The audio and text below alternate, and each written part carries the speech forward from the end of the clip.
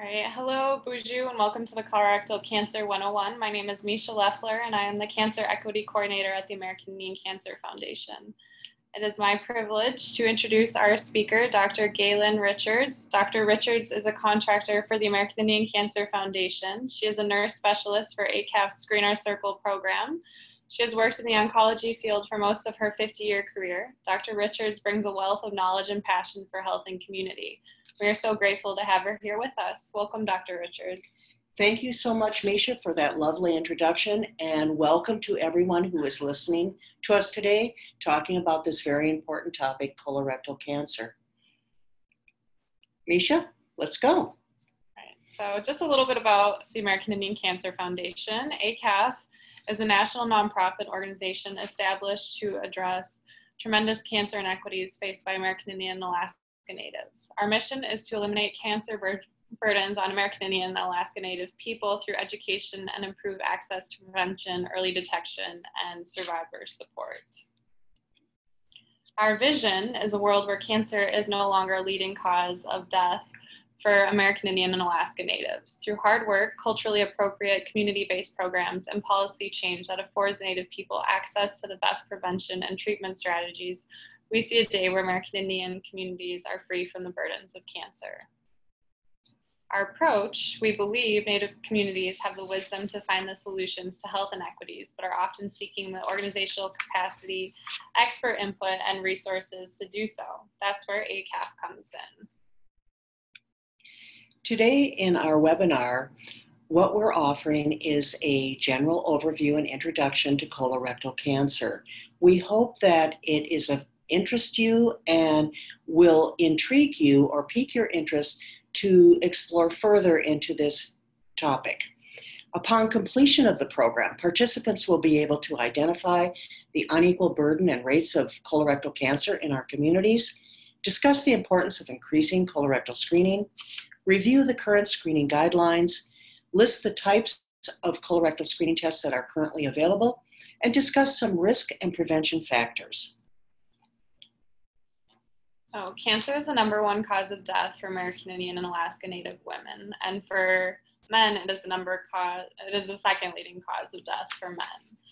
Colorectal cancer is one of the most commonly diagnosed cancers for American Indian and Alaska Native men and women. It's also one of the leading causes of cancer death.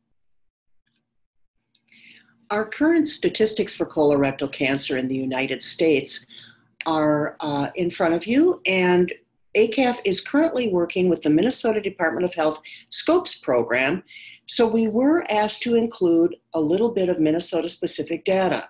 If you're interested in colorectal data in your state, please contact AICAF, and they would be happy to help you locate good sources of data.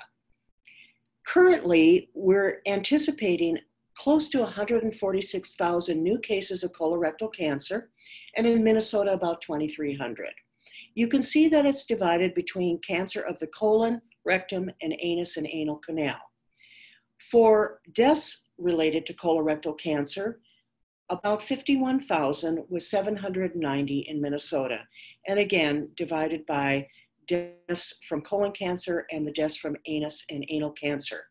What is interesting is there are more deaths from colorectal cancer than either breast or prostate cancer, two cancers that we have worked hard to raise awareness, bring an enhanced screening, and the science around prevention strategies and what is a good screening test.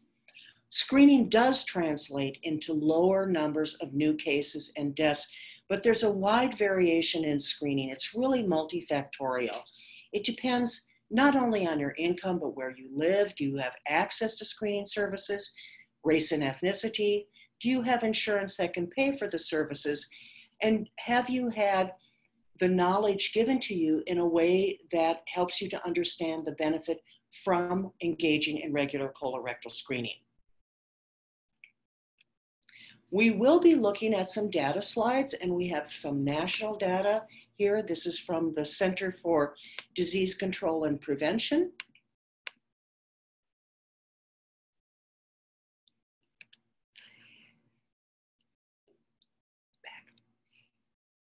forward. There we go.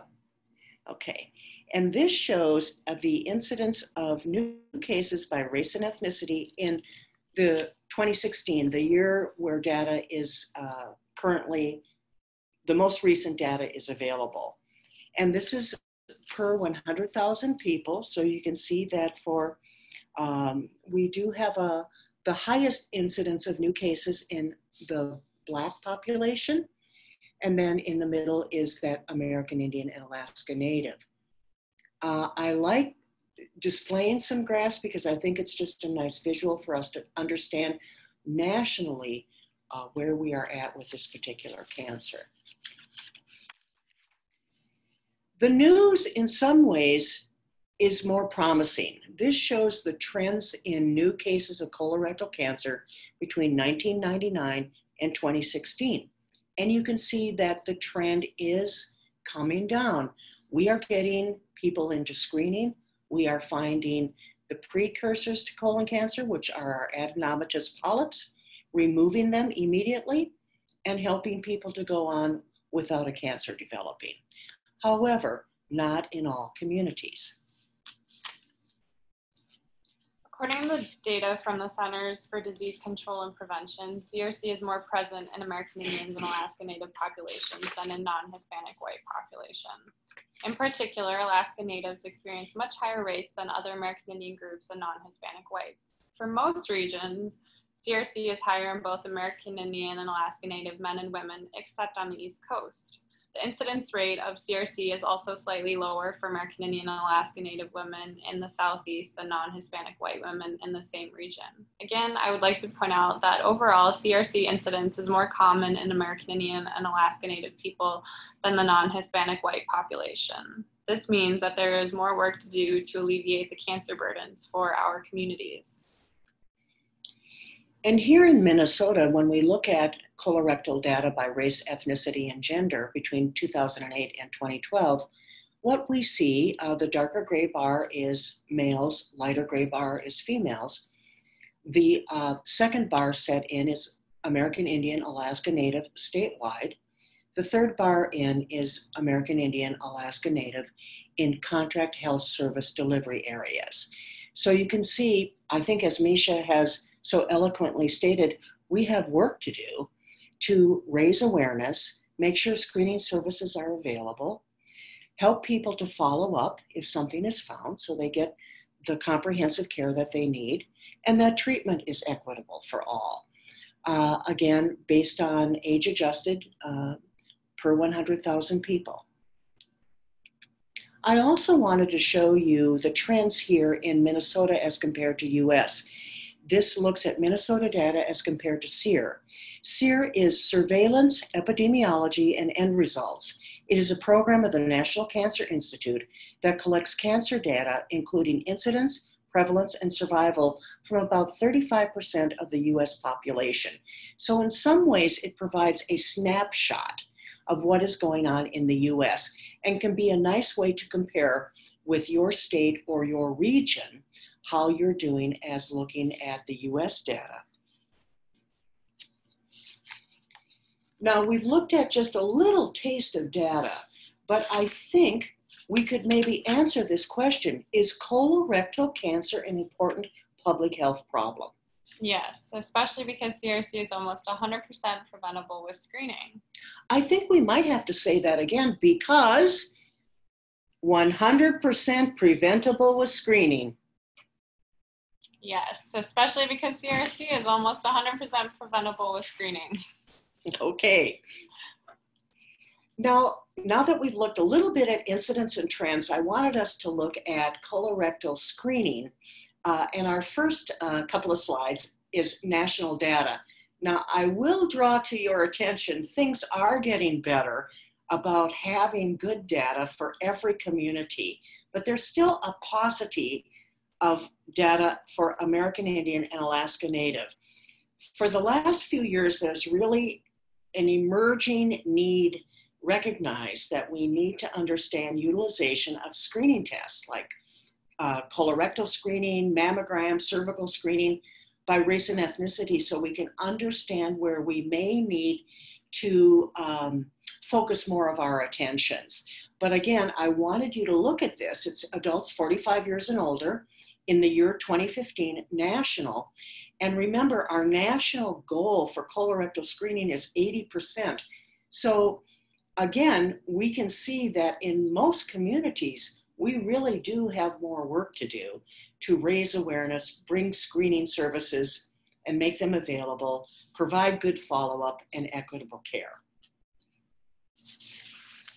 I mentioned earlier that reasons why people don't screen is really multifactorial. This is just one aspect. This has to do with insurance coverage, and this is national. And the blue bar is uninsured and the gold bar is insured. And just in this very small slice, adults 50 to 64, you can see the difference between uninsured and insured. It isn't the only factor that comes into play that can stop a person from being screened, but it certainly is one that's important. And this is where policy work may come into play to make sure that all people have access to cancer screening for colon cancer. Now we're going to go back a little bit to some Minnesota data, and this comes from Minnesota Community Measures. It was published in April of 2019, and it reflects 2018 data. Minnesota Community Measures is a voluntary program where data is submitted by clinics and health systems to look at how well they achieved in a number of indicators for clinical service delivery. They also, it's a report that's very rich in other data, and I encourage all of you to take a look if you're interested. And again, our state average is 71% for colorectal screening. Remember, our national goal is 80%, but for American Indian and Alaska Native, in the study set that was where data was submitted, their screening rate's only about 53%. And you can see the other communities we have here in Minnesota and their rates also. Again, here in Minnesota, I wanted to do a little comparison about insurance, but we're looking at it slightly different. Again, this is from Minnesota Community Measures. The blue bar is for people who have a state program like Medicaid or Minnesota Care or similar. And the gold bar would be other purchasers like private insurance like Blue Cross Blue Shield or Preferred One. So you can see even in the type of insurance you have, even if you're insured, there may be a difference. So we really need to understand why those differences exist and what they are, because here are two groups that both have coverage, but one group is screening at a lower rate than the other.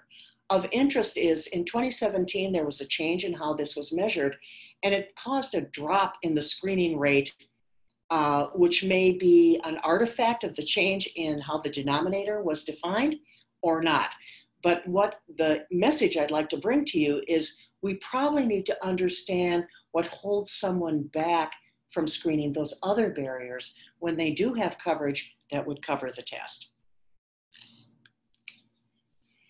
And now for something on risk factors. Family history. I think all of us have heard this message from our Surgeon General of the United States at Thanksgiving or at any time. Understand your family history. It really plays a role in a number of cancers and other health conditions. So take that time to understand the conditions and cancers that may be going on in your family, so you can develop that plan of care that is right for you. Also, obesity and diets that are high in processed food, meats, and low in fruits and vegetables, plus a weight that is above a sort of a normal range. All those could be risk factors. For diabetes, type 2 diabetics have a 30 to 40% increased risk of colorectal cancer. It's still being studied, but the evidence suggests that having a high level of circulating insulin increases your colorectal risk. Do remember that the risk profile for diabetes can be very similar to the risk profile for colorectal cancer. It has to do with obesity and diet, lack of physical activity. So again, there's more study that is being done, but there may be really a causal relationship between those factors. CRC incidence and mortality is higher in the non-Hispanic Black population and also other communities of color. As we've seen, we know that it's higher in American Indians and Alaska Natives. In particular, we know that CRC affects Alaska Natives at much higher rates than other racial and ethnic groups. Research suggests that a diet high in fat and animal meat and low in fruit and vegetables might increase CRC risk. Alaska Natives tend to have a higher percentage of H. pylori, a bacteria implicated in inflammation and cancer of the stomach, but may also be associated with colorectal cancer. AICAF will be hosting a related webinar on colorectal cancer in the Alaska Native diet, fiber for CRC prevention, on Wednesday, February 26th from 2 to 3 p.m. Central Standard Time. We are excited and grateful to be co-hosting with Dr. Timothy Thomas from the Alaska Native Tribal Health Consortium. Now, our symptoms for colorectal cancer include rectal bleeding, blood in the stool or toilet after a bowel movement, bowel movements that are dark or look black, the change in your bowel habits or even in the shape of the stool becomes very narrow or pencil-like. You may have general lower abdominal pain or cramping. You might have an urge to go to the bathroom when you've already been there. In other words, you feel like you constantly have to go to empty your bowels. You may have constipation or diarrhea lasting more than just a few days, loss of appetite, or unintentional weight loss. Now you can see some of these symptoms are they could be related to a number of things.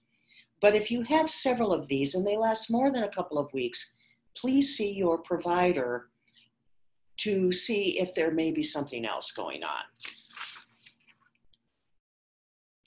It's great these days to be able to go out into the community and help community members understand that there are a number of good options for colorectal screening.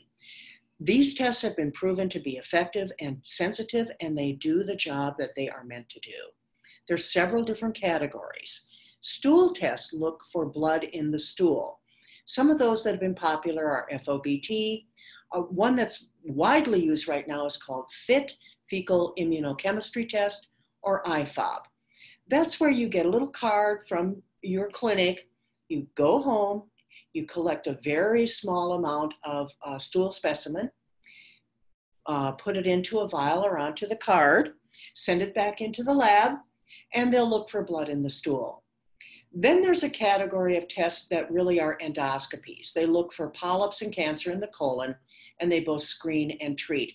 The one we probably are most familiar with is colonoscopy. But there's also one, flexible sigmoidoscopy.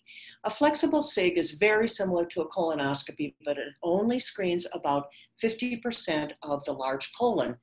Well, over 50% of the colon cancer happens in that portion of the bowel that a flex sig looks at. So it can have good application and be effective for some people who meet that criteria.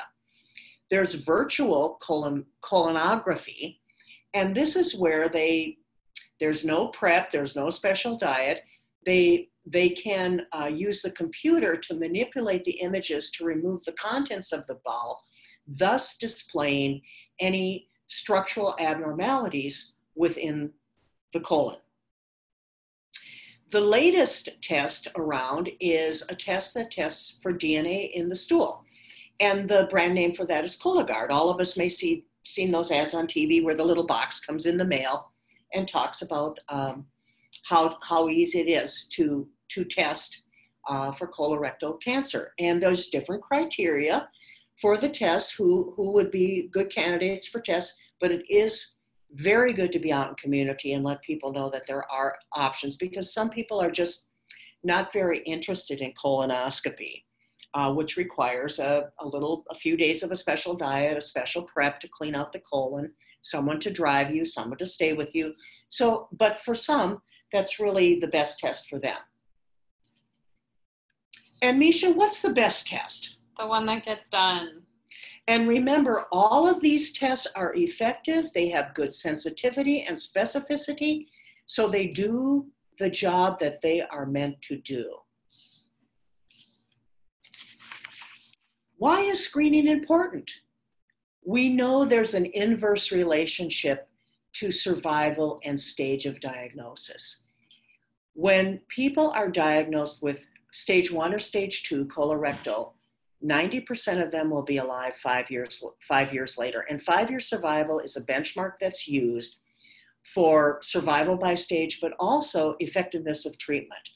We would really like to see people not even have a colon cancer, that they're getting screened, they're finding the polyps that can be a precursor to colon cancer, and they're being removed immediately, thus stopping a possible progression to an invasive colon cancer.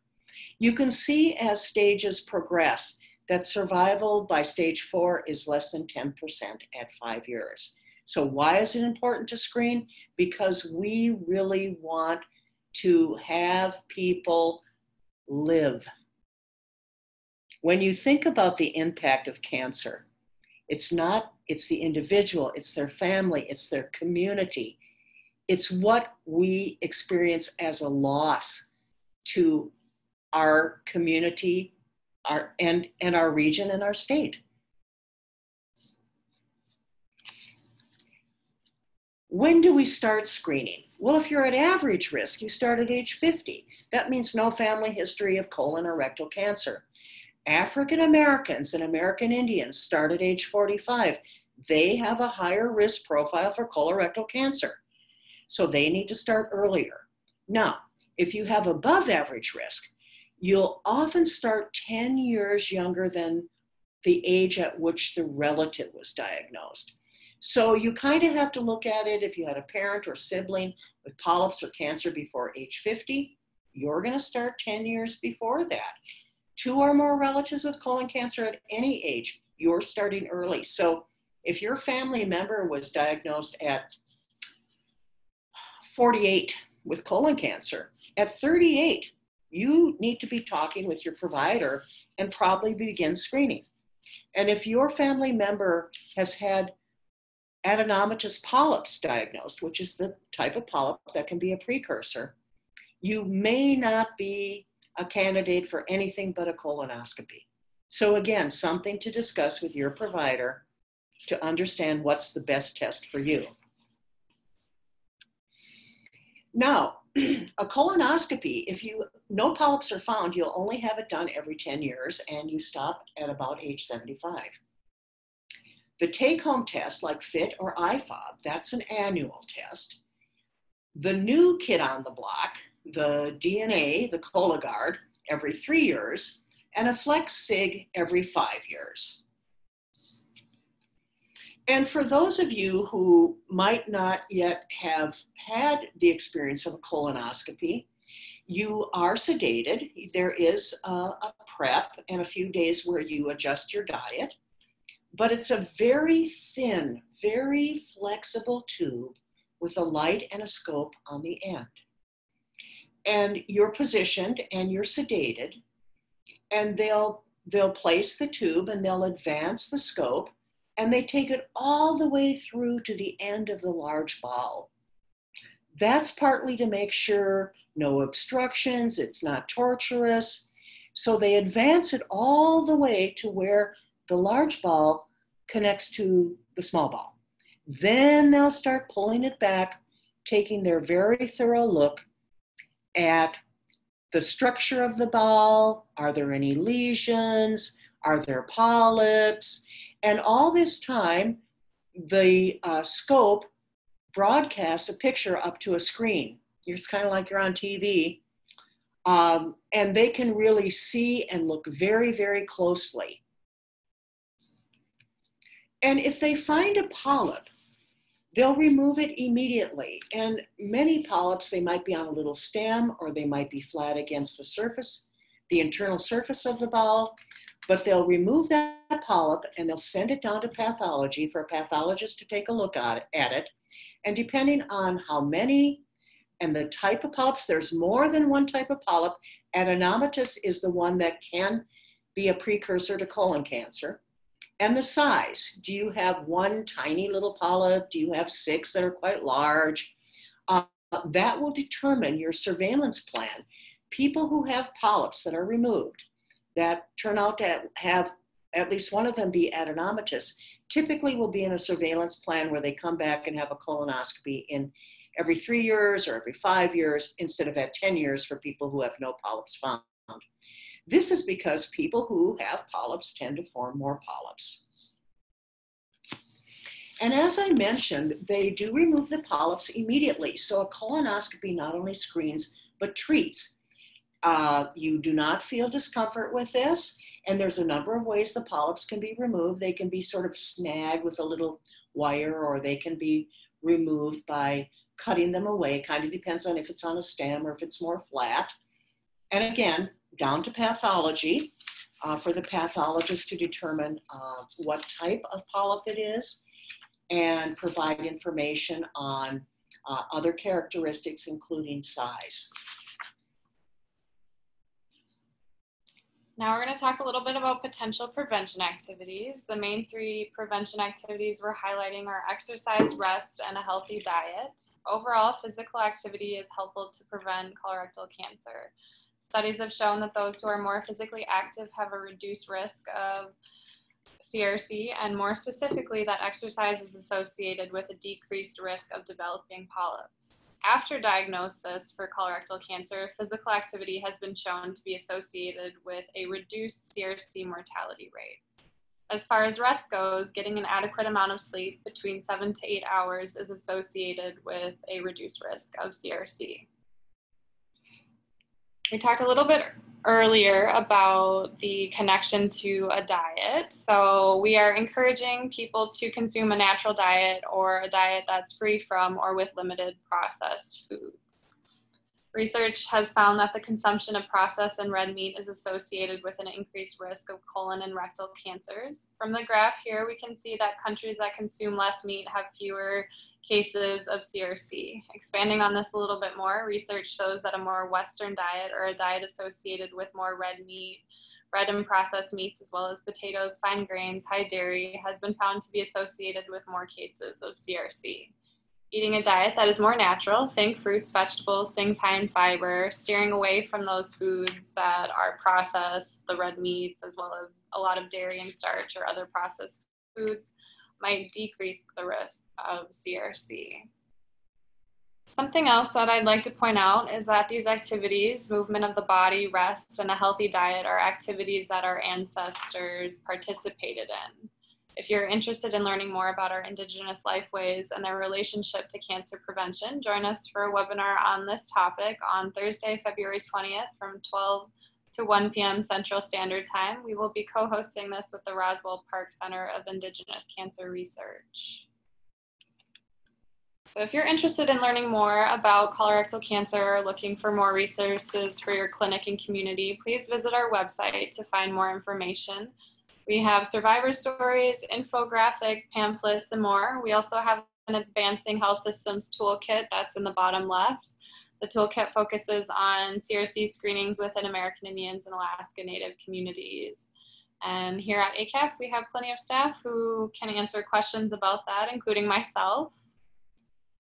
And in March, we are participating in Colorectal Cancer Awareness Month.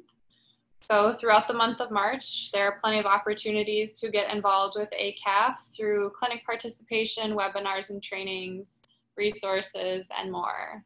Specifically on Wednesday, March 25th, 2020, we are hosting Blue Beads Day, a day where we honor our American Indian and Alaska Native relatives with colorectal cancer and raise awareness about colorectal cancer in our communities. So we do have one question, which I will check out before we kind of wrap this up, provided I can get to it.